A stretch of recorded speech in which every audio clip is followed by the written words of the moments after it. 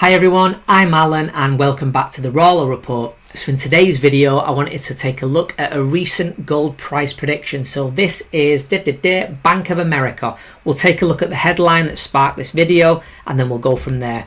So this is a price prediction by the Bank of America that thinks that gold next year in 2026 can go to $5,000 an ounce.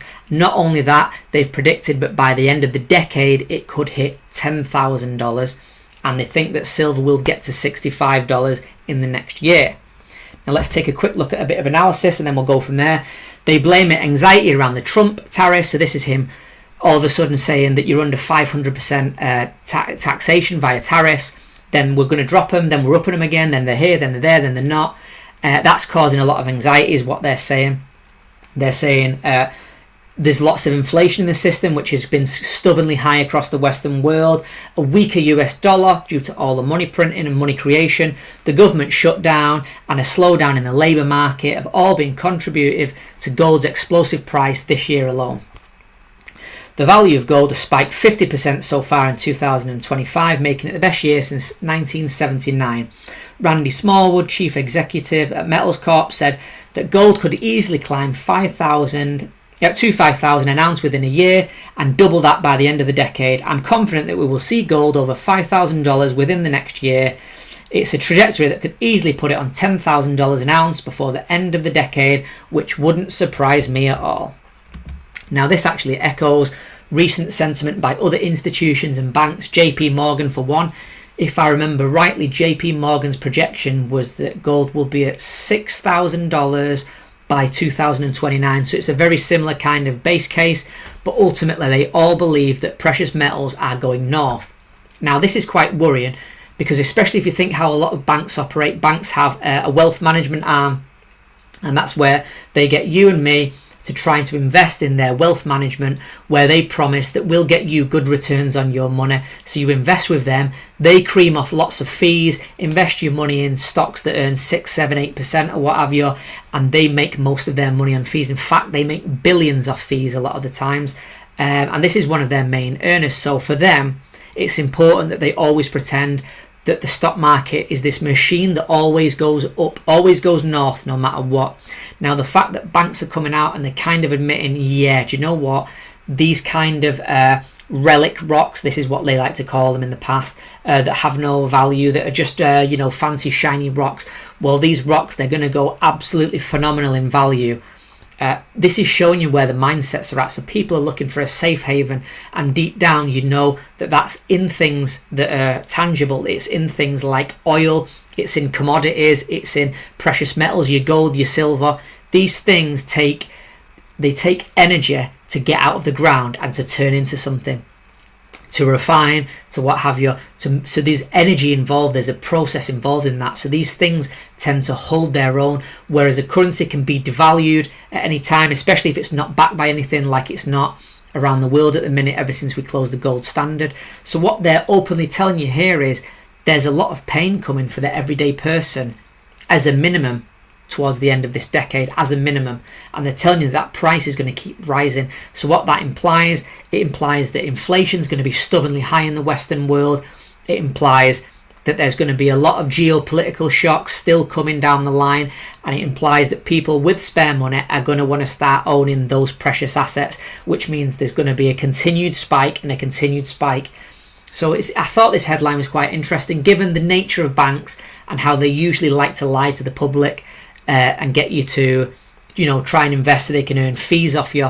For them to admit this rare little bit that actually, the prices of these are going to go north, I think it's quite telling, because they always like to play these down. In the past, there's been lots of interviews with bankers where they try and pretend that, it's just an inanimate object. I don't even know why you would invest in that. What a waste of time. Well, it looks like the pendulum's swinging the other way. People are actually starting to go, you know what, this is a really bad environment for cash or any sort of illiquid investment. I want to be able to place my money into something and know that it's growing, or at the minimum it's holding its value, and that is the precious metals. But this is further indicative of a system that's controlled by central bankers. So these central bankers get to print money indiscriminately, and as a result all of that fresh money out there is looking for a home. So if too much money chases after too few goods, it creates massive spikes in inflation, and it creates massive asset inflation as well. And that's what we're witnessing around the world. We need banking to be tied back to hard assets. Obviously, the bankers don't want that, because that means they get reined in and they can't just indiscriminately print money. But we need fundamentally, guys, a system change. A lot of these banks are corrupt. They actually own partially the central banks, so it's one big game and you're not in. It's one big club, and we need to get away from that system. So I'd love people to become aware of this more and more. I will continue to talk about this until I'm blue in the face, because our system at the minute is dying, and it's easy enough to witness that. We're in a very, very bad time at the minute, especially in the West. Our nations are out of control. The taxation's at an all-time high. Our debts are at an all-time high, and as a result, our governments a lot of the time are stuck between a rock and a hard place, because if they hike interest rates to cripple the inflation, it means our debts will spiral out of control, and we might even not to be able to make the maintenance payments on our debts, which is very worrying. Obviously, of course, if they keep debts low, it means that if they keep the interest rates low, it means that inflation will rip raw. Now, governments and institutions will always opt for the interest rates staying low and inflation ripping through the economy, because that hurts everyday consumers. And what that is that's a way of all this debt pile.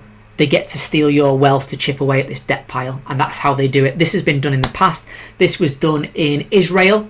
This has been done in the Weimar Republic, where they needed wheelbarrows of money to pay for things, where inflation was so high. Eventually it calms down, but that's after everybody, everyday citizens, have had their lifestyle absolutely ravished and ripped from them. This has happened in places like Argentina, Venezuela. So these things we know do happen, guys. Inflation can run away quite quickly, and I feel that we're on the precipice of this happening in the West. We've always been led to believe that this can't happen in the West. It won't happen to us. That only happens to those nations over there, not us. We're the best. But I do feel that that's coming in the system now. And I think, more importantly, I think a lot of us can feel that. You can feel that something isn't right in the air, that there's bad things looming on the horizon. And by horizon, I don't mean 10 years away. I think in the potentially next year or two, there's going to be a lot of bad things, guys. I'm going to report on it as much as I can. I'm going to try and create a lot of videos. I hope you stick with me through it all. I'll advise you the best way I can. I'll tell you what I think's going on underneath the system, underneath the lies from the mainstream media, and I'll keep you informed. I hope that you like today's video, guys. I hope you appreciate some of the effort that I'm putting into these videos. If you do, stick a comment below. Please like, share, and subscribe as always, and I will see you in the next video. Thank you for watching.